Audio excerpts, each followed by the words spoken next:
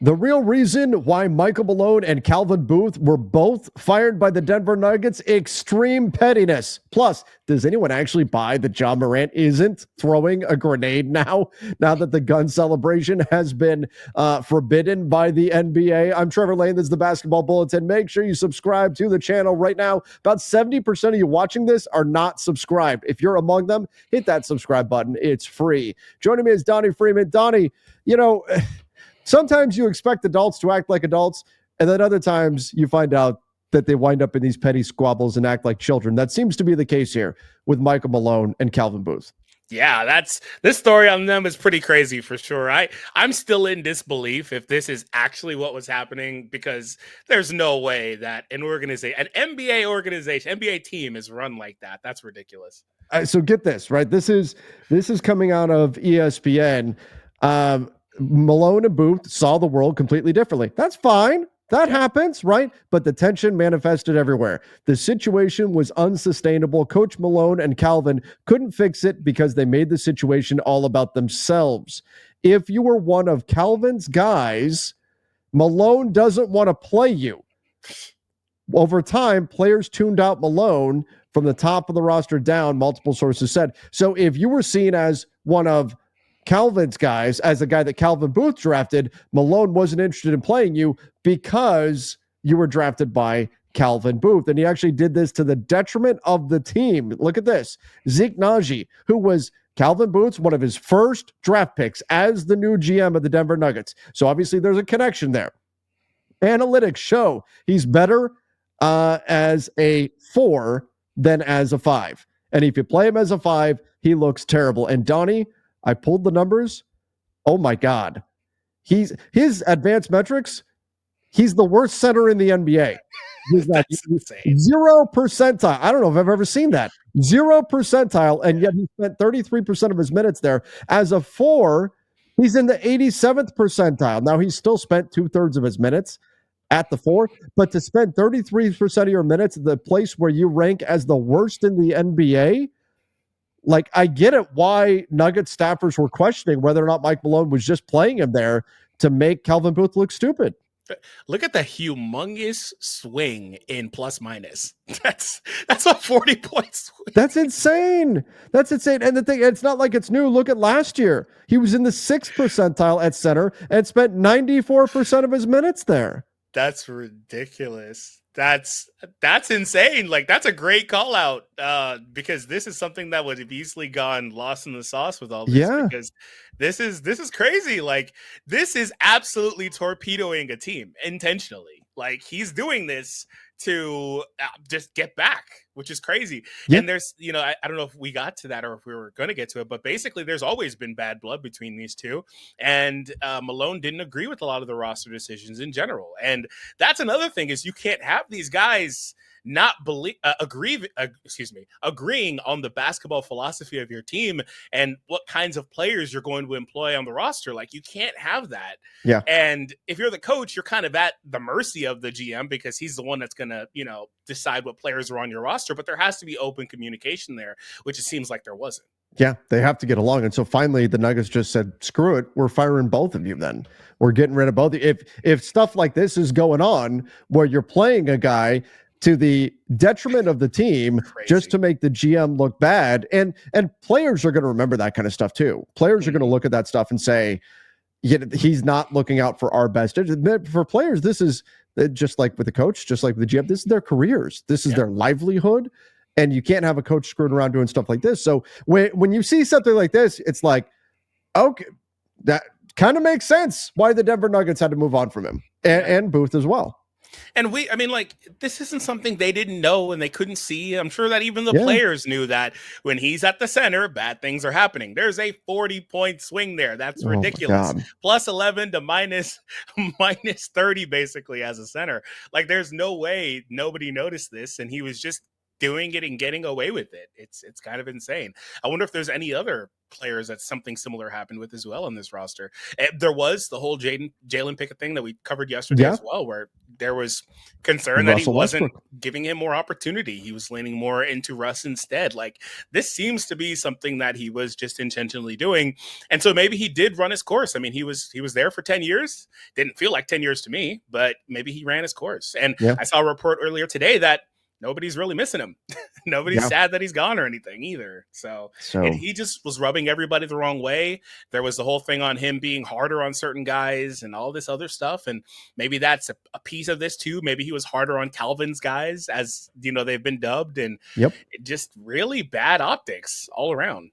I mean, hell, we saw what happens, Donnie. We saw it in LA when Darvin Ham was known for the guys that he coached previously being given a much longer leash than the guys that were new. So the Dennis Schroeders and the Torian Princes of the world being given a lot of leeway compared to other players who were not. It does not bode well for team chemistry at all. All right, we need to talk about Ja Morant and this new grenade celebration. He's got an excuse for it, and it's completely unbelievable. We'll get to that right after this. The NBA playoffs are right around the corner, and there's nothing like seeing a playoff game in person. That's why I'm thrilled to have SeatGeek as the sponsor of this video. With over 28 million downloads, SeatGeek is the #1 rated ticketing app. There are over 70,000 events listed on SeatGeek, including concerts, sports, festivals, and more. Right now, you can get tickets to the MLB season, and the NBA playoffs are right around the corner. And I love going to live events using SeatGeek. For me, it's about the value. SeatGeek has your back. Each ticket is rated on a scale of 1 to 10, so you know you're getting a good deal. So you look for the green dots. Green means good, red means bad. Plus, every ticket is backed by their buyer guarantee. I love that. Takes all of the worry out of buying tickets. And you know, I came through for you guys. Use our code Bulletin10 for 10% off your next set of tickets at SeatGeek. That's 10% off any tickets with promo code Bulletin10. Make sure you click the link in the description to download the app and have the code automatically added to your account so you can use it later. Again, big shout out to SeatGeek. Super thrilled to have them on as a sponsor for the Basketball Bulletin.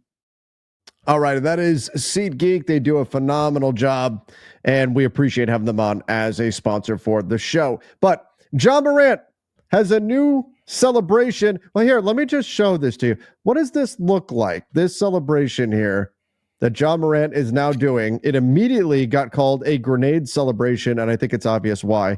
Here's Ja Morant, pulls up, hits the three, pulls the pin, throws it, covers his ears because you know there's a loud bang coming. I mean, Donnie, that's a grenade, right? Yeah, I think everyone kind of sees a grenade there. Yeah, so. I mean, it's the now he pulls the pin with his teeth, which would never actually work. But anyway, he throws the grenade, and now this is his explanation, saying after his finger gun celebration was highly discouraged by the NBA and he was fined, Ja Morant said, listen, it's not what you think it is. I'm taking my words and throwing them out there. I'm speaking Ja. I'm being Ja. I'm going to take my words, I'm going to throw them out there, and I'm going to block out the noise. And that's what I'm doing. So when you see me do that, that's what I'm doing. I'm saying what I got to say to the world, and I'm blocking out the noise in the midst of what's coming back my way. And that's how it's going to be. So Ja Morant is saying that this celebration is a word grenade, I guess. And he's blocking out the noise. He's throwing his words right there and blocking out the noise. Donnie, do you buy it? I mean, sure, I guess. Like, okay, it's a word grenade. Sure. All right. I mean, I guess he didn't even call it a word grenade. He just said he's throwing his words. I mean, he sure is throwing something and covering his ears. So, okay, whatever. I'm at a point with all of it, to be honest, where I'm just like, you know what, he's gonna do what he wants to do. Let him be Ja. Let him do what he wants to do. Fines or otherwise, it's fine. Whatever. I don't really care personally myself anymore at this point, because I mean he had a thing the other day where he said, you know, he's been the villain for the last couple years, all that stuff, and he feels a little targeted. And you know, I think it's a bit warranted, because sometimes guys do similar celebrations and it doesn't get the same response as it does with Ja. But I think the context also matters, that Ja was the one dancing in the club with the guns and stuff. Like, I think that also matters. You know who that reminds me of? You know who that reminds me of? Who? The whole I've been made the villain thing. Dylan Brooks? Well, okay, sure, Dylan Brooks. But I mean, outside of the world of sports, you know who does that? Who? Loki. Oh, that's such a Loki thing to do, isn't it? To put it on everybody else, right? I was the rightful ruler of Asgard and all this kind of stuff. Loki had great character development at the end. Oh yeah, no kidding. Yeah, he was phenomenal, right? The series was great, but that's that type of thing, and that's what made him a villain.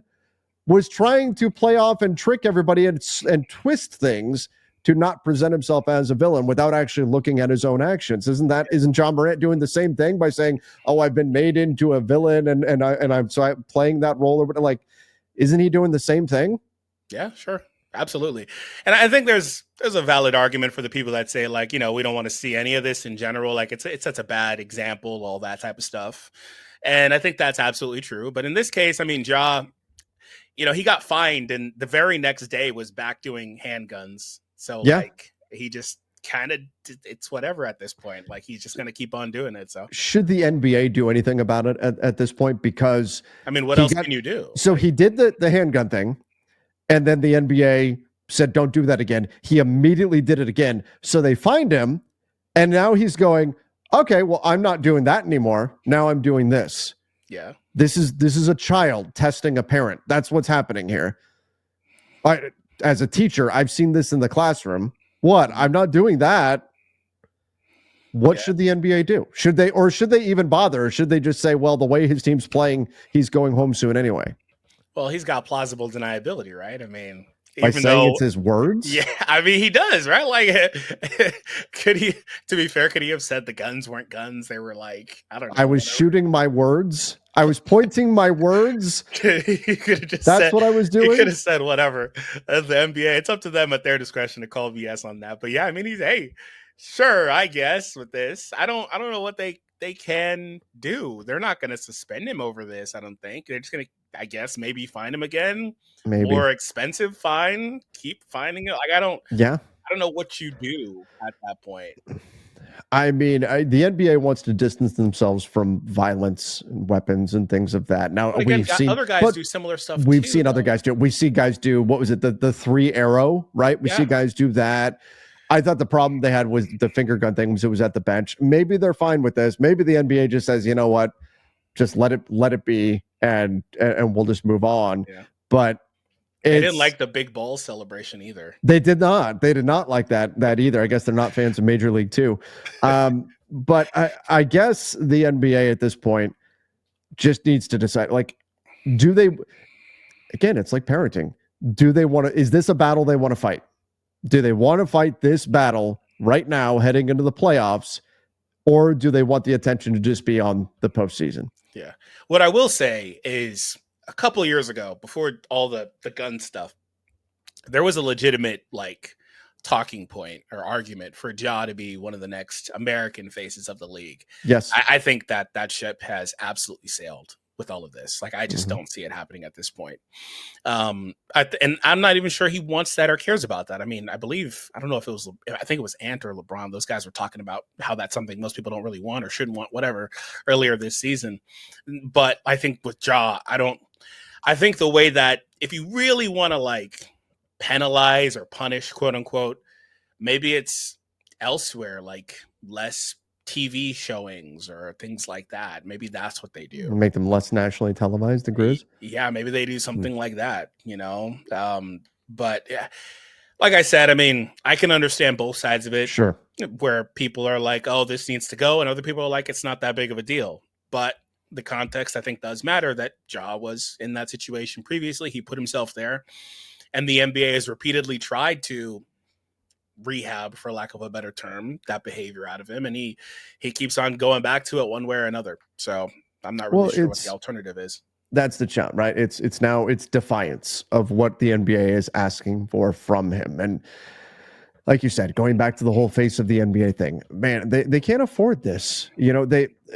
Ben Simmons ended up being a bust. Zion Williamson has not been able to stay healthy. Like, they need these young players to become what we hoped they would become, because at some point in the near future, LeBron and Steph are going to be gone.